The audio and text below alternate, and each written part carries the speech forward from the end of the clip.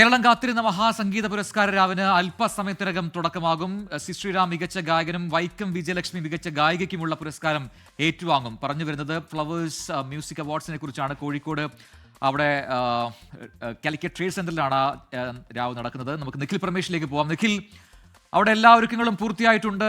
സംഗീത രാവിനായി കാത്തിരിക്കുന്നു സംഗീത പ്രേമികൾ അവിടെ എന്ന് മനസ്സിലാക്കുന്നു. വിശദാംശങ്ങൾ എന്താണ്? പ്രജിൻ സൂചിപ്പിച്ചതുപോലെ തന്നെ കേരളക്കര കണ്ട ഏറ്റവും വലിയ സംഗീത പുരസ്കാര രാവിനാണ് കോഴിക്കോട് സാക്ഷ്യം വഹിക്കാൻ പോകുന്നത്. നമുക്ക് കാണാൻ കഴിയും കാലിക്കറ്റ് ട്രേഡ് സെന്ററിൽ ഏതാണ്ട് ആയിരക്കണക്കിന് ആളുകളെ ഉൾക്കൊള്ളുന്ന കാലിക്കറ്റ് ട്രേഡ് സെന്ററിൽ ഇപ്പോൾ ആളുകൾ നേരത്തെ തന്നെ വളരെ നേരത്തെ എത്തിച്ചേർന്ന ആളുകളാണ് ഇവരൊക്കെ തന്നെ കാത്തിരിക്കുന്നത്. കേരളത്തിലെ ഏറ്റവും മികച്ച, അതായത് കേരളം നൽകുന്ന ഏറ്റവും മികച്ച ഈ പുരസ്കാരം ഏറ്റുവാങ്ങാൻ താരങ്ങൾ എത്തുമ്പോൾ അവരെ ഒരു നോക്ക് കാണുക, അവരുടെ പാട്ടുകൾ കേൾക്കുക എന്നുള്ള താല്പര്യത്തോടു കൂടി ഇവിടേക്ക് എത്തിച്ചേർന്നിട്ടുള്ള ആളുകളാണ്.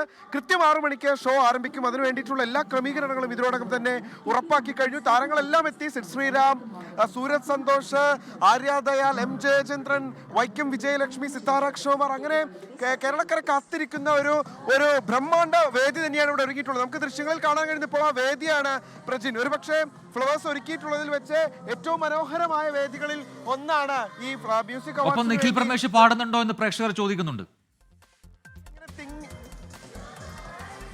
എന്താ ഞാൻ പാടുന്നില്ല പ്രജിൻ, ഞാൻ പാടുന്നില്ല. പക്ഷേ പ്രേക്ഷകർക്ക് ഈ മ്യൂസിക് അവാർഡ്സിൽ നിന്ന് പാട്ടുവഴിയിലേക്കുള്ള ഒരുപാട് കണ്ടന്റ് നമുക്ക് പ്രതീക്ഷിക്കാം. കാരണം ഒരുപാട് ആളുകളെ നമുക്ക് ഇതിനോടൊക്കെ മീറ്റ് ചെയ്യാൻ കഴിഞ്ഞു, അവരോടൊക്കെ അനുഭവങ്ങൾ നമുക്ക് കേൾക്കാൻ കഴിഞ്ഞു. അപ്പൊ എന്തായാലും അടിച്ചു പൊളിക്കുക. അവിടെ വലിയ ആരവം പുറകിൽ കാണാം. എല്ലാ ഒരുക്കങ്ങളും പൂർത്തിയായിട്ടുണ്ട്. അല്പസമയത്തിനകം ആ ചടങ്ങ് അവിടെ ആരംഭിക്കും.